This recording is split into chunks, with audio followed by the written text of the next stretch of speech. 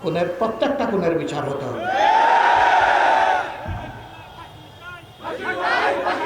এটা ইনসাফের দাবি। দুনিয়ার সর্বশ্রেষ্ঠ মানুষ ছিলেন মহামানব মুহাম্মদুর রাসূলুল্লাহ সাল্লাল্লাহু আলাইহি ওয়াসাল্লাম। আল্লাহ নিজে রব্বুল আলামিন, আর মুহাম্মদুর রাসূলুল্লাহ সাল্লাল্লাহু আলাইহি ওয়াসাল্লাম রাহমাতুল লিল আলামিন। মক্কা বিজয়ের সময় যে মক্কাবাসী তাকে এত কষ্ট দিয়েছিল, শেষ পর্যন্ত তাকে হত্যার সিদ্ধান্ত নিয়েছিল। তিনি হিজরত করে মদিনায় আশ্রয় নিয়েছিলেন। ফিরে এসে তিনি সবাইকে মাফ করে দিলেন, তবে 10 কিংবা 13 জনের নাম ধরে বললেন, এদেরকে যেখানে পাওয়া যাবে ওই জায়গায় এদেরকে খুন করতে হবে, কারণ এদের হাত নিরীহ মানুষের রক্তে লাল। এরা মানুষ খুন করেছে, সুতরাং যে খুন হয়েছে তার ব্যাপার আমি মাফ করে দিতে পারবো না।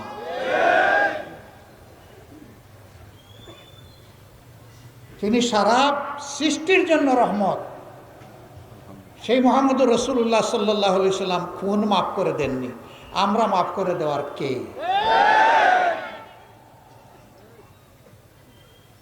এটি হচ্ছে ইনসাফের দাবি। আর এই আবু সাইদরা রাস্তায় নেমে স্লোগান দিয়েছিল, উই ওয়ান্ট জাস্টিস। আমরা ন্যায় বিচার চাই, আমরা বৈষম্য চাই না। ন্যায় বিচারের দাবি হচ্ছে প্রত্যেকটি খুনের বিচার হতে হবে। ঘটনার পরে আমরা চেষ্টা করেছি, যেখানে একটা শহীদের বাড়ির সন্ধান পেয়েছি সেখানে গিয়ে হাজির হওয়ার জন্য। আল্লাহ আমাদের যেটুকু সামর্থ্য দিয়েছেন, আমরা ওই সামর্থ্য নিয়ে তাদের পাশে চলে গেছি। এমনকি ধার দেনা করে চলে গেছি, কারণ জাতিকে যারা কৃতজ্ঞ করেছেন, ঋণী করেছেন, তাদের ঋণ সামান্য অর্থকড়ি দিয়ে পরিশোধ হয় না। তাদের ঋণ পরিশোধ হয় কলিজা থেকে বের হওয়া প্রত্যেকটা চোখের পানির ফোঁটা দিয়ে। আমরা শহীদদের বাবাদের কপালে চুমু দিয়ে কেঁদেছি, তারাও কেঁদেছে আমাদেরকে বুকে জড়িয়ে। আর আমরা তাদের কথা দিয়েছি, আপনাদের সন্তানেরা যে কারণে জীবন দিয়েছে, আমরা কারণে লক্ষ্য অর্জিত না হওয়া পর্যন্ত আমাদের লড়াই অব্যাহত থাকবে।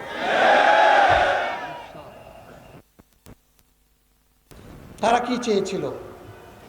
তারা চেয়েছিল একটা পরিচ্ছন্ন সমাজ, যেখানে চুরি চামারি অপরাধ থাকবে না, চাঁদাবাজি, ধর্ষণ,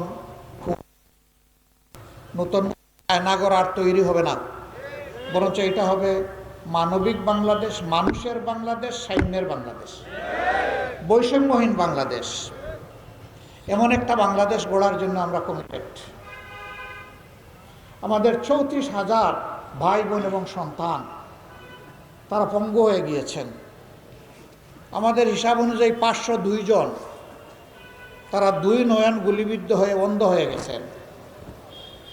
আর দুনিয়ার সৌন্দর্য আর তারা দেখবে না।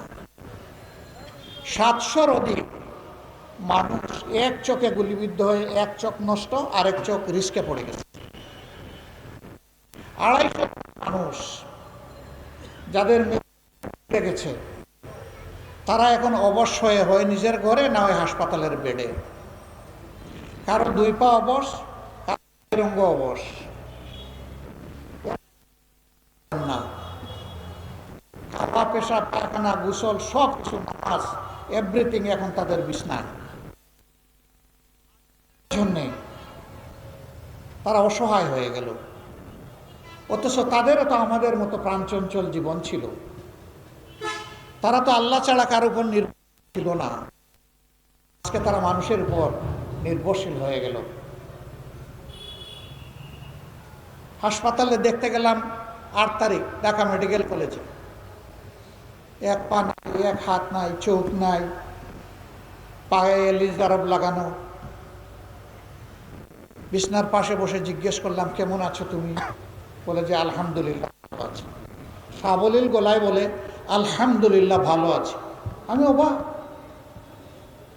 বলে তোমার পা নাই, হাত নাই, চোখ নাই, মুখ পড়ে, তুমি ভালো আছো বলতেছো? ওই অবশ্যই ভালো আছে। বললাম কিসের বলে তুমি এই শক্তি পাও? ওই যে জন্য রাস্তায় নেমেছিলাম, আমাদের লক্ষ্য অর্জিত হয়েছে।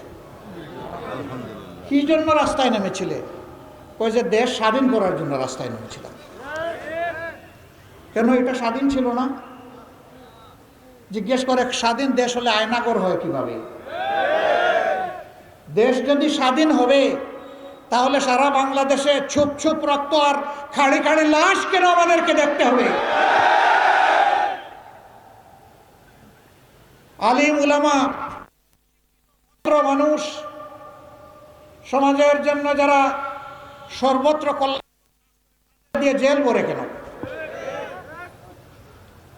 বললাম ভাই রে, জাতির জন্য যদি আরেকবার এইরকম প্রয়োজন হয়, তুমি তো তোমার সম্পদ বিলিয়ে দিছো, আর তো পারবা না। একজন গর্জন করে বলল, কেন পারবো না? আল্লাহ আমার একটা হাত নিয়েছেন, একটা হাত বাকি আছে, দুইটা পা বাকি আছে। আবার প্রয়োজন নিলে তাই নিয়েই রাস্তায় নামবো।